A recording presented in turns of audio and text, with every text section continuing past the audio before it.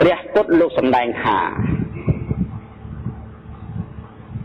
ជនទាលទាំងឡាយតែញ៉ាំងខ្លួនឲ្យវិនិច្ឆ័យផងហើយញ៉ាំងជនដែលធ្វើតាមពាក្យរបស់ខ្លួនឲ្យវិនិច្ឆ័យផងដែលថាពាលីអតានញ្ចៈអតណោវចនការកេចៈវិនិច្ឆ័យទេនឹងញ៉ាំងខ្លួនឯងឲ្យវិនិច្ឆ័យផងញ៉ាំងអ្នកធ្វើតាមពាក្យឲ្យវិនិច្ឆ័យផងនៅក្នុងនគររាជក្រឹសមានសទ្ធិមួយ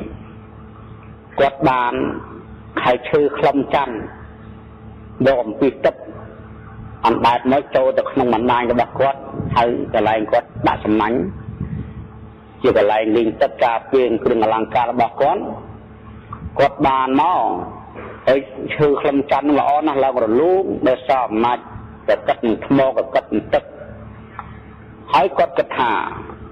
អាត្មាចង់ពិសោធន៍មើលតើប្រារហ័នមានទឹកតើមួយណាគាត់យកទៅធ្វើជាបាតខ្លឹមច័ន្ទមួយបាតធ្វើបាតហើយគាត់យកទៅចងនឹងចុងរស័យ